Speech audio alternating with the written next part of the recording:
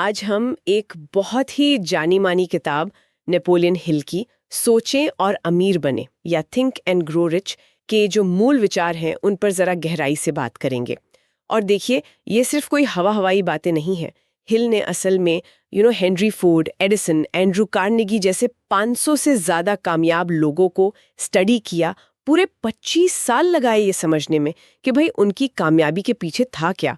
तो आज हम कोशिश करेंगे उन खास प्रिंसिपल्स को पकड़ने की जो हिल मानते थे कि सोच को सच में बदल सकते हैं। जो सबसे बड़ा आइडिया है ना, वो यही है, विचार हकीकत बनते हैं।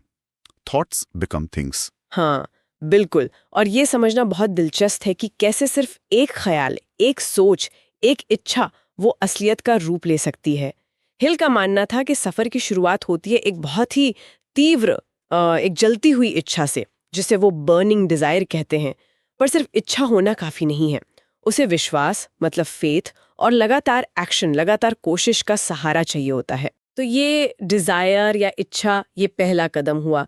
लेकिन हिल ये भी साफ कहते हैं कि इच्छा बस यूं ही नहीं होनी चाहिए, है ना।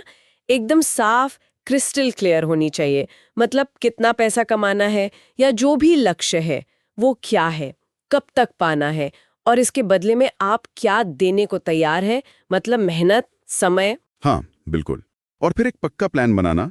और हिल इस बात पर बहुत जोर देते थे कि इसे लिखो, कागज पर उतारो और रोज पढ़ो, सुबह शाम। और फिर आता है इस इच्छा को सच मानने का विश्वास, फेथ। यहीं पर हिल वो ऑटो सजेशन यानी स्व सुझाव वाली तकनीक बताते हैं। ऑटो सजेशन, ये क्या चीज है? इसका मतलब है अपने मन को, अपने दिमाग को लगातार उन सकारात्मक विचारों से, अपने लक्ष्य से भरना, बार बार दोहराना, ताकि वो विचार आपके सबकॉन्शियस माइंड यानी अवचेतन मन में बैठ जाए। जब अवचेतन मन उसे सच मान लेता है ना, तो फिर वो आपको रास्ते दिखाता है, मौके दिखाता है। ये विश्वास ही असल में उस इच्छा को जमीन पर उतारने की ताकत देता है।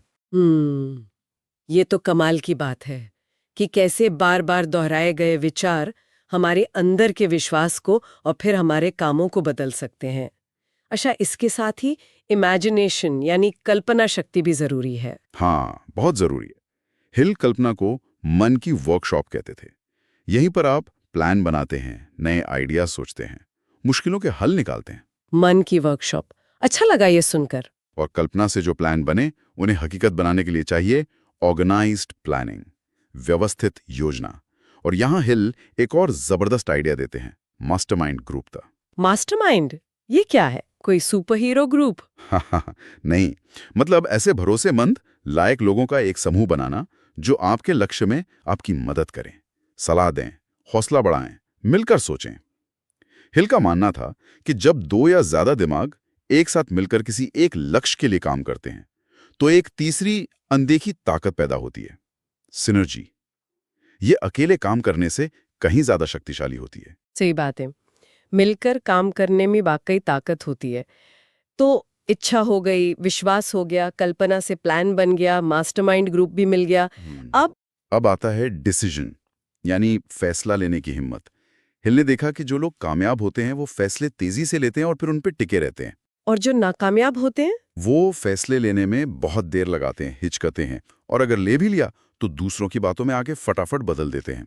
तो फैसला लेना और उस पर टिके रहना बहुत जरूरी है। और टिके रहने के लिए चाहिए परसिस्टेंस यानी दृढ़ता, हार न मानना। बिल्कुल, दृढ़ता ये शायद सबसे जरूरी चीजों में से एक है। मतलब जब मुश्किलें आए, जब लगे कि कुछ नहीं हो रहा, तब भी लगे रहना। ये इच्छा की आग और विश्वास की गहराई से आती है। हिल तो कहते हैं कि ज्यादातर नाकामयाबी की वजह दृढ़ता की कमी ही होती है।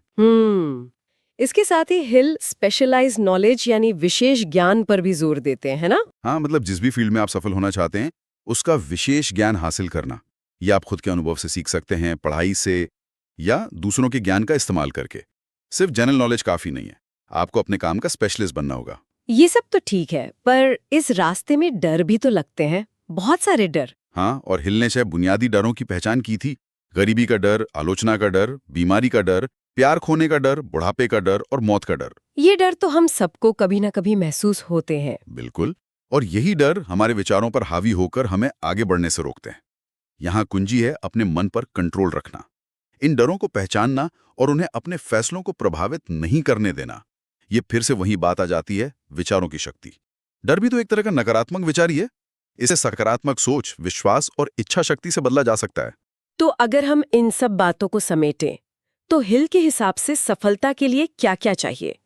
एक बिल्कुल साफ लक्ष्य और उसे पाने की जबरदस्त, जलती हुई इच्छा। हाँ, फिर उस लक्ष्य पर अटूट विश्वास, जिसे ऑटो सजेशन से लगातार मजबूत किया जाए। एक ठोस, व्यवस्थित योजना, जिसे शायद मास्टरमाइंड ग्रुप के साथ मिलकर बनाया जाए। बिल्कुल, और फिर फैसले लेने की हिम्मत, और सबसे जरूरी दृढ़ता, हार न मानने का जज्बा। साथ में अपने फील्ड का विशेष ज्ञान हासिल करना। और इन सब के ऊपर अपने मन पर, अपने विचारों पर नियंत्रण रखना, खासकर डर और शक जैसे नेगेटिव विचारों पर काबू पाना। हिल का मानना था कि जब आप इन सारे सिद्धांतों को अपनी आदत बना लेते हैं, तब आपकी सिक्स्थ सेंस यानी अंतर्ज्ञान या इंट्यूशन जाग जाती है। वो आपको सही रास्ता दिखाने लगती है। तो ये थे नेपोलियन हिल की क्लासिक किताब सोचें और अमीर बने से निकले कुछ बहुत ही अहम और प्रैक्टिकल विचार। और जाते जाते एक सवाल हम सबके सोचने के लिए छोड़ जाते हैं। अगर ये सच है कि हमारे विचार हकीकत बन सकते हैं, तो क्या हमारी सफलता या असफलता पूरी तरह से हमारे अपने कंट्रोल में है? या फिर जो बाहरी चीजें हैं, जैसे हालात या किस्मत, उनका भी उतना ही बड़ा रोल होता है? सोचने वाली बात है ना?